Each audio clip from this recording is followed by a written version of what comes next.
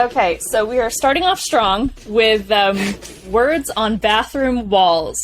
You can find this on Amazon Prime. Let's go to the premise here. Let's get my notes going. So the premise is, diagnosed with a mental illness, a witty, introspective teen falls in love with a brilliant classmate who inspires him to open his heart and not be defined by his condition. I fucking loved this. Yeah, is this your first time watching it? Yeah. You've seen it before? Yes. So actually when I was watching it, I was like, researching like the background. Yeah, awesome. Of everything. But yeah, no, I love this movie. It's great. It's so good because, and here's the thing, anytime, this is for like teen coming of age movies in general, because first it's always like, oh, cute teen coming of age movie, and then you watch it and it's the most fucked up shit you've ever seen. Yeah. Like, it's soul crushing, and I'm like, I can't do this anymore. So I always run screaming. But then you add in mental illness into it, and it's devastating. Always. Yeah. They never do it right. They never do it right. Mm-hmm. Everything is ultra depressing to a sense where they make you feel like the only realistic ending is for their life to be ruined. Yeah. So I loved this. Excuse us jumping right to the end here, but I loved this. Finally, we get a movie that is great representation about a mental illness that is not talked about hardly ever in media. And we get a happy ending for him. I'm so happy and emotional.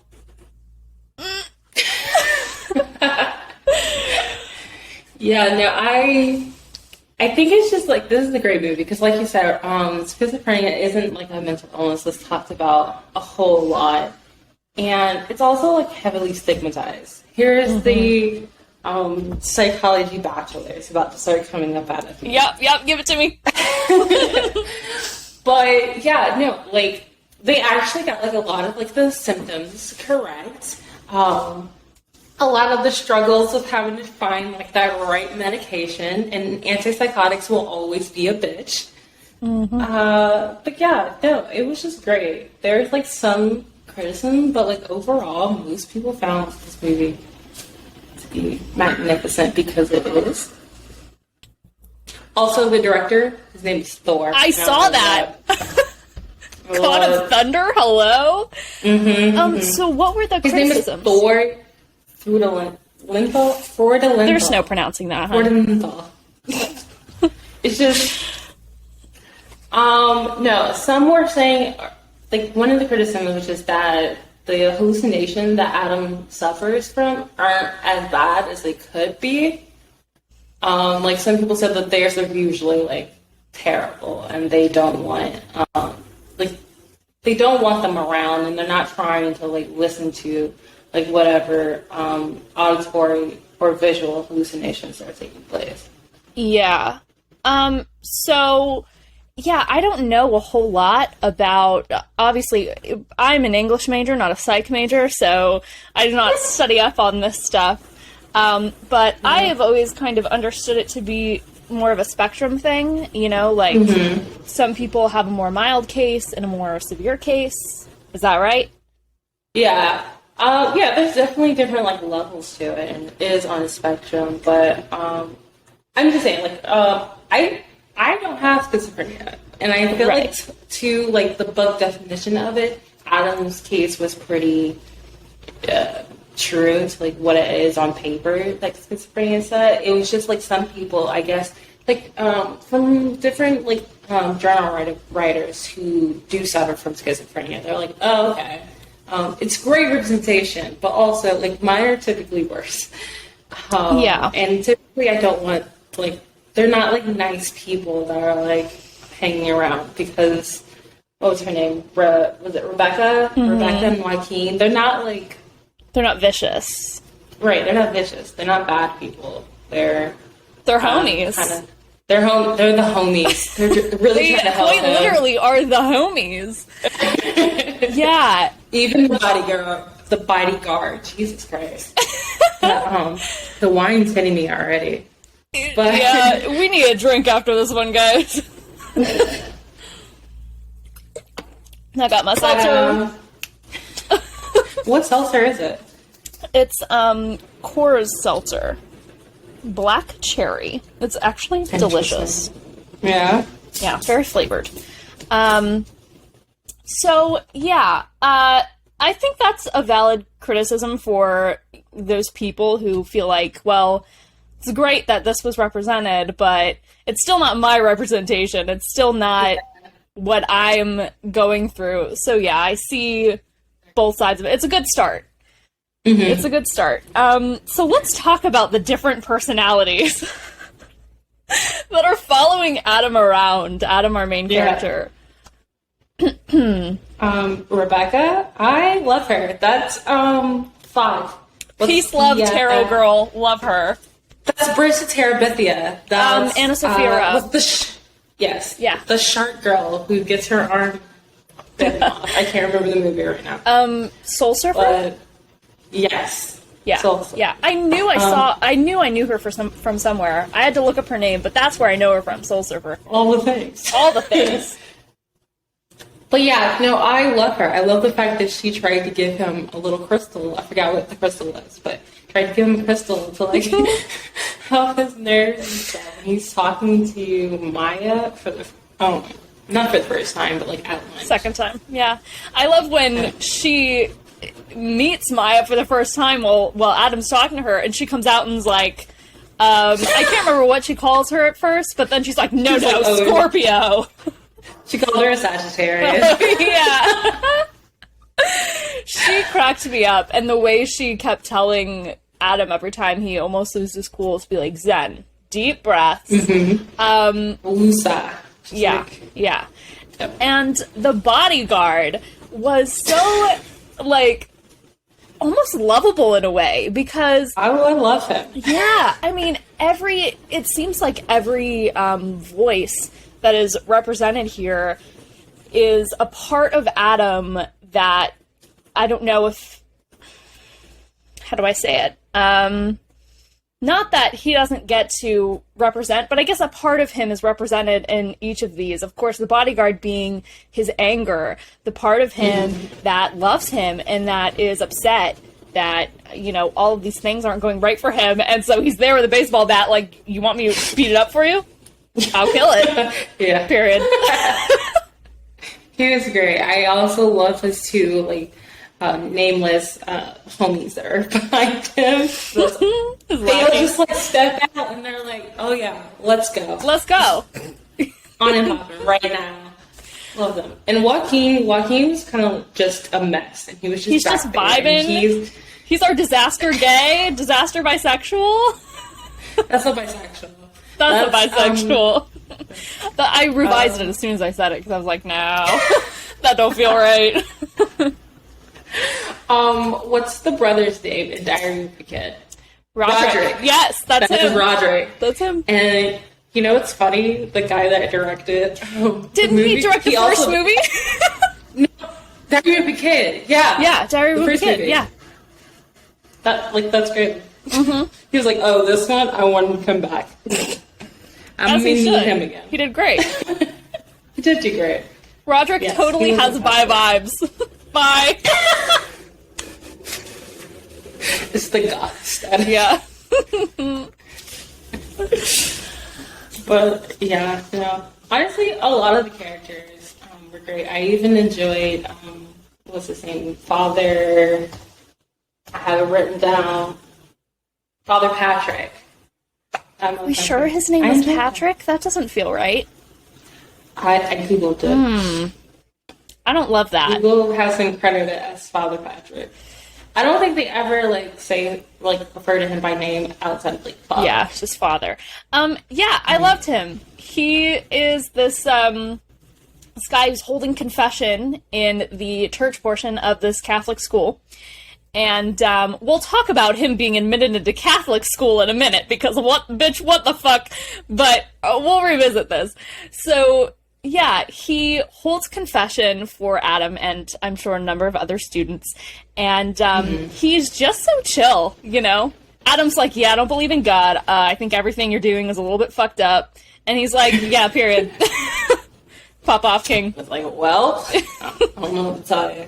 I mean, it is what it is. If you don't believe in God, well, believe in yourself. That's not being me being cheesy. That's what he says. Bree, stop laughing. That's one of his fortune cookie dialogues. Yeah. Oh my god, I love the part where Adam's like, being like vague and giving out these fortune cookie answers doesn't make you wise. It makes you full of shit. And I'm like, right. Yes, thank you. God damn. That was so good. I also enjoyed the stepdad, Paul, and Mom. Paul. They were great. Paul he was really trying his best. Adam doesn't see it. And I think the first time I watched this movie, you can really see this movie through Adam's eyes. Yes. And I was just like, Paul's out to get this motherfucker. Like, what's with Paul? What's your problem, dude? And then you find out at the end that, like, Paul's rooting for you. Paul's on your side. Paul's ready to go to war because this lady is being, like, abusive in her power over the school. And I'm like, period, King. Yes. I would love to talk about Paul. He might be one of my favorite characters in this movie just because of how understated it was, and then it just had such a powerful impact at the end. And you were so right, and I was going to say this too, because for it being my first time watching this movie, totally saw it through Adam's eyes, because we see little snippets of him, and he's having conversations with Adam's mother, right, about what might be best for Adam's future. And Adam perceives this as him trying to send him away, right? Like, he is the villain in this story. This, interloper came in and took away us being on the same team, me and my mom, and now we can't figure this out together anymore. And it's such a classic of mom starting to date somebody new, and he's pushing me out of the picture. And then the new baby comes along and it's really cementing a home that I'm getting shoved out of my own family. Oh my god, my heart sunk when she was like, I'm pregnant, and the look on Adam's face of realizing, oh, now you get your perfect family, and I'm not a part of that anymore. Oh my god, it was so sad. Like, his worst fears come to life. And this whole time, Paul is just kind of taking everything that Adam throws at him. Adam saying, you want to do this to me. Truly a saint. You want to do this to me, you want to do that. And he's like, that's not what I meant, like, very calmly. And he lets Adam believe the worst of him because maybe that's what he needs. Maybe he needs a physical villain to fight right now. That's a man that went to therapy. That is a man who has it figured out. Went to therapy. He's good. He's chill. He's reached nirvana. He's just living the life. Peak enlightenment. Oh my god. Love him. Yeah. Love him. And I was kind of on his side because I was like, it does seem like he's judging him a little bit. But then we figure out the mom's right, and he just doesn't communicate like they do, and he had written this letter to where, Adam had perceived it as him trying to get Adam kicked out of the Catholic school, and instead he's like, this is my son. He claims him as his son. This is my son, and you're being abusive, and you need to uphold to your school's morals or there's going to be an issue. And oh my god, and the way he runs and they share this hug, and Adam says it was like amazing. I cried. I was crying. He's like, I'm sorry, and he just says, it's okay. And the look on Paul's face of, like, feeling like he can finally be a father to this kid.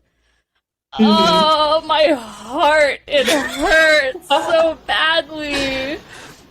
And then he says, I'm not going anywhere. And I love that because before he says, I'm not going anywhere, and Adam sees it as a threat. I'm always going to be watching over you. I'm waiting for you to do something wrong. I'm not going anywhere. And now he sees it for what it was meant to be, which is, I'm here for you. Support. Yeah. Okay, I've been talking too much. Your thoughts. No, I was gonna say, speaking on like the abuse of power at these schools, what was even the grounds for Adam's being expelled at his last school? Like, I know that was an accident, like hurting the other boy. It wasn't like he purposely meant to knock it over. So it doesn't really sound like they had any other grounds to expel him. Yeah, I didn't think about that before, but that is a great point. Adam says that he got into a fight, but he didn't really, He never got into it. Yeah, he's saying that to Maya to, like, mask the real issue. What actually happened. Mm-hmm. But, yeah, so what really happened is he had a psychotic break during class, and this was before he was able to seek any kind of treatment. He was undiagnosed at this point. And in the middle of his psychotic break, he's fighting these demons in his head, and he accidentally knocks over, what is it, like acid or something? Some kind of... Probably. They're in chemistry class. They're in chemistry. Yeah. Over his best friend at the time, and it burns him really badly. And so then he gets expelled, ? I mean... It doesn't make sense. They literally had no reason to expel him. Yeah. At this point, he knows what's going on. He is getting treatment. So it's not like you can even call him like, being a danger to himself or anyone else at this point. Oh. Schizophrenics aren't violent. Oh, you know what? I don't think he got expelled. Did they ever say he got expelled? Because... Yeah, they said he was expelled. Yeah, from the Catholic school, but I don't think he... No, they say it's from the original school. Are you sure? Because Paul tells the people at the Catholic school that they had to move mid-semester because of the bullying. Let's do a little fact check. Right. It's too many schools. Go from school. I could have sworn he said that. Like when he's like, which we'll come back to later, when he's like talking to us, the therapist. Oh, yes, I want to talk about that. I'm trying to read fast. This movie has... Talking about something else. Already on it. This movie has so many good nuggets that I'm honestly like, ooh, can we get this done in an hour? It's one of those movies where I want to go like scene by scene. There's so many, little good pieces of info that, I couldn't get it all, couldn't grab it all. But what I do want to do, after we're done with this and in the episodes going forward, I want to create a Twitter space, a website space where we can open it up to listeners, because I want to know if we're missing something that we should have been talking about, because we're going to miss something. There's just too much going on that we both want to talk about, and then suggestions for future episodes. But yeah, so we're gonna have it set up by the time this goes out. I'm confident. So if there's anything that we're missing that we need to be talking about for Words on the Bathroom Wall or anything going forward, you let us know. We're on it. All right, have you found it? You found the info? I did. Okay. Yes, it does say that he was expelled from his school. It was a temporary suspension. Not necessarily expelled. Okay. Yeah, I think I'm getting the schools mixed up because they also had a temporary suspension when they figured out that he wasn't taking meds anymore at the Catholic school. So I didn't realize that was also going on for the first school. Yeah. Okay. Yeah. Weird. I guess It doesn't have. They don't have any grounds. Is that even they legal? honestly could have sued the school. Yeah. Like I really want to know. Like, what did you put down in order to get this kid out? Yeah. Because it doesn't make sense. And also the best friend. Apparently the burn was so bad that he had to take skin grafts from his ass, and so he was really pissed about that. But I mean, I would be a little pissed. Okay, yeah, but like also, if you're your best friend, to not have understanding, and then to later run with the bullies. Excuse me. That was fucked. That was fucked. Yeah, I don't. Yeah, this put a whole new level of trauma that Adam did not need in his life and surrounding his mental illness, and this has really just taught him, well, you can't love me. You can't trust him. Yeah, and I can't trust anybody who loves me. That's very sad. But I think it's like a real interpretation on the stigma that surrounds mental health in general, not even just schizophrenia. Because most people don't have any kind of understanding of schizophrenia whatsoever, so they just think Adam's crazy. And like a freak, as they called him, and it's just, no. Like there's like a, what is it called schizophrenia? I should probably know this, but whatever. Chemical imbalance or something? Yeah. But yeah, no, like there's nothing wrong with Adam outside of the fact that, yeah, he has like all these other symptoms that he has to deal with. But like that's it. Yeah, the running narrative of you're dealing with an illness, you are not the illness. But these people running around calling him, quote, straitjacket, you know, and he says, well, it's hard to live that kind of life when people are constantly making me feel that way, that I am the mental illness, that I'm dangerous, that I'm crazy. Yeah. And then there's like another thing where when Adam was taking the pills and when they were actually working and the side effects weren't like hadn't reached like getting like really bad yet. He mentioned something about it being like so quiet in his head. Yeah. Like it was so quiet. He didn't know like it was just so different than what he's used to. And like I think that speaks to how like, a lot of people, like even if it's not just schizophrenia, even with other kind of like mental health issues, you get so used to the chaos that's going on inside your head that it just becomes the norm. And when you don't have that anymore, it's kind of like, this is a little boring in here. This is boring. Is this real? Like, what the fuck? Is this how normal people function? Yeah. But, so yeah, no, I thought that was like an interesting thing to put in there. Like, you're really showing what it's like to have a mental illness. And I thought about that. How that can affect you. Yeah, I thought about that too, even before they mentioned this, when, you know, his different voices in his head. I keep wanting to call her Anna Sophia, but Rebecca, the bodyguard, Joaquin, they all go away. And my immediate thought was, oh, does he miss them? Like, because these are, at least in his case, are voices that, while they aren't always, obviously they don't always have his best interest at heart, you know, they aren't mean, and they're just always kind of there in the background. And so, yeah, I imagine it would feel a little bit lonely if that just suddenly stopped and you didn't know anything else. Yeah.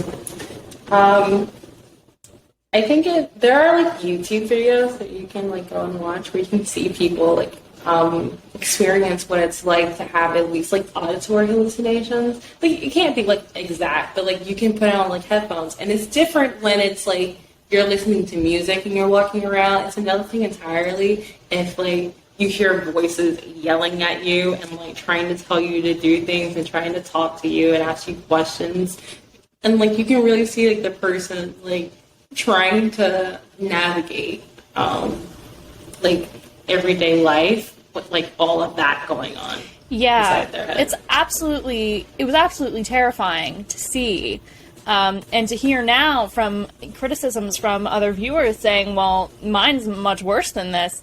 That's terrifying. I mean, the first 15 minutes I was like, oh, holy shit. Like, he's living in a horror movie of like, you know, every dark space you have this, you know, demonic voice telling you all of these hateful things about yourself, about your family, about etc., you know, and oh god, I couldn't imagine. Yeah, and in Adam's case, he is one of like the even smaller majority. Like it's already like I don't want to call it rare, but it's schizophrenia. It's not like a big part of like the population as a whole. I think it's less than 10%. of like the entirety of people, and then of that, at least like half of them, less than half, have like auditory and visual hallucinations. Like most of them just have the auditory and. Whoa. Anyways, that was an unpleasant sound. But yeah, so like Adam has to deal with like both the auditory and the visual effects of hallucinations, and you can see him like trying to like pay attention to like the world and what's going on around him, but it's like the room's on fire. What am I supposed to do right now?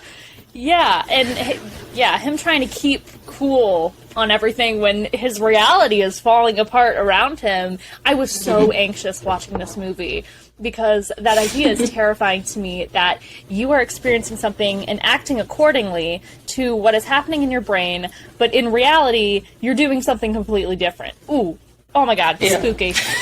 Terrifying. You know, Words on Bathroom Walls is actually based off a book. I saw that. I went on Tumblr immediately after finishing this movie. I was like, I have to see what the people are saying. And I did see a lot of screenshots of the book, and so good. So good. Yeah, no, I did look up some stuff into Julia something. That's all I got too. Julia. Written down. It's Julia something. I wrote it down. Now I can't find it. But Julia Walton. Walter? That's her name. Walton.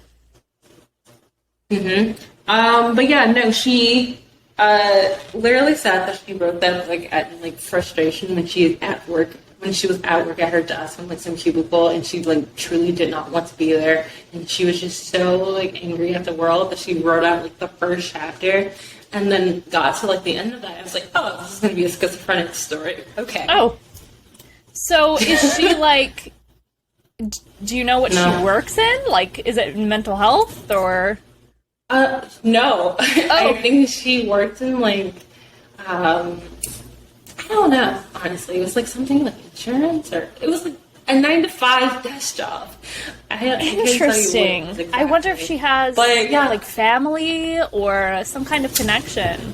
Because that's... Not that she mentioned. She did like an interview about it, and she said that she just did it like when she realized like, she let the story take her where it wanted to go, and then she went and did like some really in-depth research on schizophrenia. Had her beta be someone who has schizophrenia to get like their sensitivity reader. Yeah. And she just let the story go where it wanted. Wow, that's amazing. And it's amazing that she doesn't have basically any background in this sort of mental illness that is, as you said, 10% or less maybe of the population, and she was able to write at least a mostly accurate depiction. Yeah. Let's go back to the beginning. I love that we open up as his therapist. We are, as the audience, his therapist. What an interesting way to bring the audience into the movie. I like that kind of like interaction and like him sort of breaking the fourth wall and like being all meta, and we're getting like this really in-depth view into Adam's mind that I thought was so interesting, because what other way? Because you have him literally tell us what's going on with him without it being like done horribly. Make us your therapist. Yeah, it was definitely an interesting stylistic choice because the whole point of this movie is that people don't get to see the ins and outs of it. They don't understand on a personal level, and they're too afraid to understand. And so to make the audience someone who has to understand Adam, we are essentially the character that is giving him the treatment. And we open up that way. We follow him through the movie of him coming in and being like, listen, I was about to come in here swinging because you told my mom on me. Which, that was weird. I thought there was a doctor-patient confidentiality. Okay, so yes, I also wrote that down because one, I felt like you were going to say something about it, and also I felt like it was something to talk about. Okay, so the way that therapy works when it comes to minors is different. There is still patient-client confidentiality. Yeah, not patient-client. Therapist-patient confidentiality. That still exists. However, you have to keep the parents informed because they overall they're the guardians, like parental guardians. You have to defer to them on what the right course is for the child on all medical settings, even if it is for mental health. So it's not like they're getting like a play-by-play. She's not actually getting the transcript. Okay. Like what went down, but like occasionally she is touching base with, or however way that they decide to set it up, she is touching base with the parents and like, talking to them and saying, this is how Adam is doing. These are the problems that Adam's struggling with. This is how you could help him. But yeah, no, it's not like, you're not trying to like get like tattletale on them. Yeah. You're like trying to keep the privacy, and that relationship with the child, the parent, and the therapist, like trying to determine what that relationship is always kind of especially when you have older children, because of the fact that they do want that independence and that I'm an individual and you don't need to sit here and hover over me and like figure out if things are going wrong. But yeah, no, that is something that typically happens, especially with the way that what Adam's going through now of trying to finish senior year and everything's sort of riding on his treatment plan. I think his mom is a little bit more informed, but that was something that even Adam has to like sign off on, like being okay with. Like, hey, yeah, you can tell my mom like these specific things. You figure that kind of stuff out like before you even get into there. Like it's done like in the first 1 or 2 therapy appointments when you're like figuring out treatment plans and goals and all that stuff. Yeah, and the mom did say, well, that was the agreement, wasn't it? So clearly they had been some sort of, plan set up beforehand. Yeah, I didn't know that about minors. It does make sense because your parents do have to provide for you in the best way that they can. It's about like the same amount as you can expect. Like that the doctors will tell your primary caregiver will tell your parents about like what's going on with you. They're not giving you a play-by-play of everything that happens in your appointment. And if you say like this is not something that I'm comfortable with my parents knowing, then they won't say anything. Yeah, I think I was alarmed because he kept saying you got the transcripts, and then the mom didn't say no. So I was like, oh, girl. Yeah, I think she took it as him being a smartass. Yeah. And I think that was also like Adam's paranoia that was just like peeking out, his fear that his mom just wants to get rid of him. And they're just looking for ways of like him screwing up and stuff. Yeah. Oh my god. I will say that another one of the criticisms for the movie was that it had like such a quote unquote lovey-dovey ending. Which made the movie feel shallow to many people. But it's like, one, it's a teen movie. It's a teen movie. It's a romance at that. And damn it, not everybody wants just like a sad ending. Like there is like that little note there at the end where it's like, okay, everything's not over. Love does not fix this, but it definitely helps. And I will be struggling with this for the rest of my life. But as of right now, I'm okay. Let's end on a high note. There's nothing wrong with ending on a high note. Yeah, I've said this to you before. I will say it again because every once in a while, it'll be like, oh, it's realistic. Oh, fuck realistic. What about real life makes you think I want to fucking stay here? Why do you think I watch TV? So, that's what I loved about this movie, is that he was able to still get a happy ending, and I felt like it was realistic, because they didn't just say, you know, love fixes all. He still has his illness. He's still hearing voices. You know, he's still going through whatever various treatments we presume, and it's still hard. But he now knows he has people in his corner, and I think it's important because, like we said with his best friend in the old school, adding this layer of trauma, that he can't trust people to love him, and he can't trust the people that he loves to the degree that everybody needs to. And he has to come to the conclusion by the end that sometimes it does work out. Sometimes people do care about you, and they will stick around, and he spends so much time being afraid that people will do wrong by him that he doesn't grant them the opportunity to show up for him. And at the end, he finally allows Maya to do that. He allows Paul to do that. He allows his mom to do that. And it's so beautiful. And the new baby. And the new baby. I love that shot at the end where he's holding the baby and he starts to hear voices. And again, it's that scene of like this open closet door and this darkness speaking out at him. And Paul notices that his mind is going somewhere else and that he's staring at this closet door, and he gets up and he shuts the door.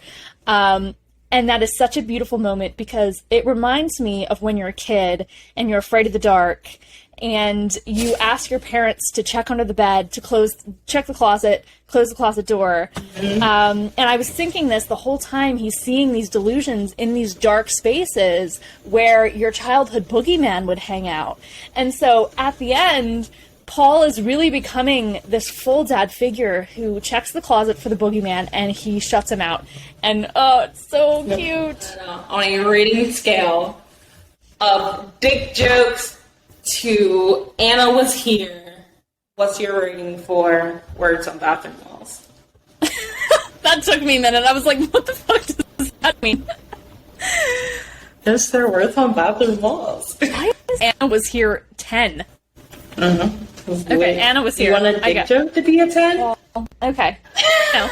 I mean, that's fine. That's fine. All right, Anna was here. 5 out of 5 stars. I was like, is that something? Thanks for joining us. I'm Maddie, that's Bree, and you can argue with the wall. Peace.